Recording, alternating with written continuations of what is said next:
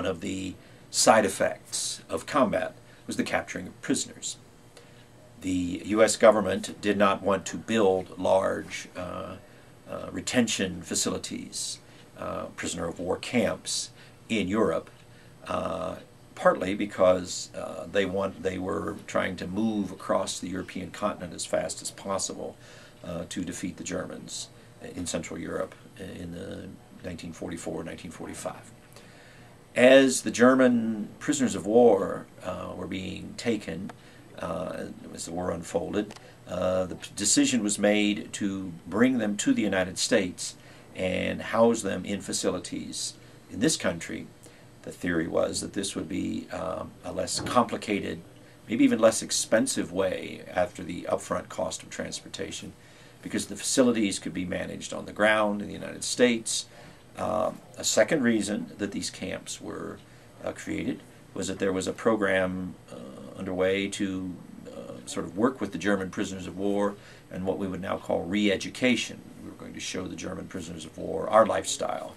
We were going to show them how Americans really were, so that when the war was over, the United States might have a better relationship with the German people. And then there was a third reason that these camps were created here in the United States. And I cannot say if this was an official policy or it just evolved in practice.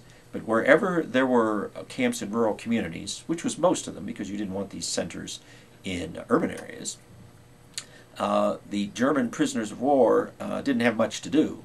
And so they would be hired out to farmers in an area to assist with the planting and cultivating and harvesting of crops.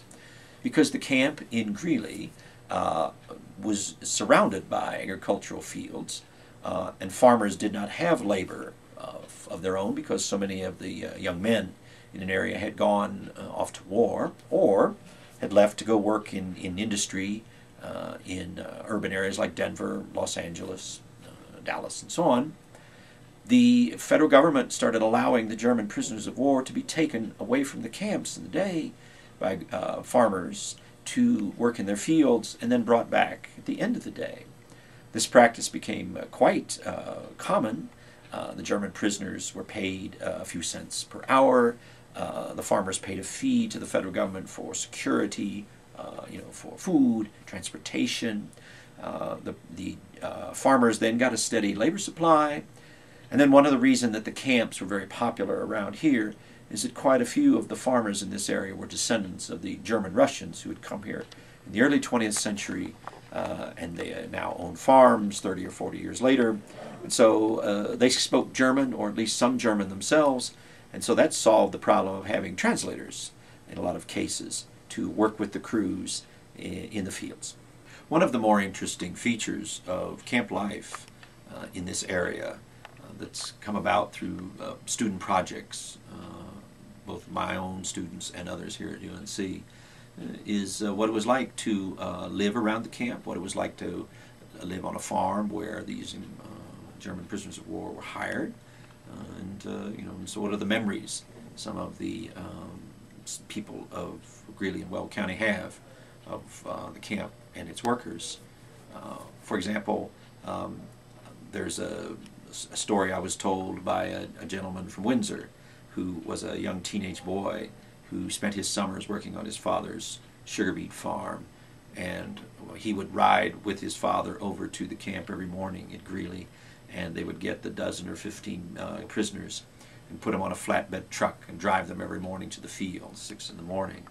And so he said he would sit and chat with the prisoners and learn things about Europe and Germany and why they were fighting in the war and what they thought of living in the area.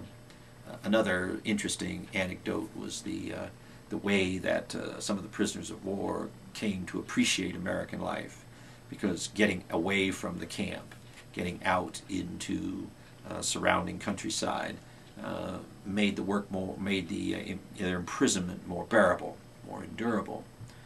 A third interesting feature is how the German-Russian people who had not been treated well in World War I themselves because of the anti-German sentiments of America, how they found it intriguing that their maintaining of their language was an asset in the use of the prisoners of war because it saved the federal government money for hiring translators of the German language for the work crews. And then a fourth anecdote that is intriguing is how this memory has stayed alive, and the reminiscences that occur, and the identification of the camp as an historic site in Weld County. That camp seems to have had, I don't want to say a benign or pleasant role to play in our history, but it certainly is one that is a source of curiosity, and people have wanted to know more about it. And so it's a good time now to revisit the story of the German prisoners of war and what they meant to Weld County and what Weld County meant to them.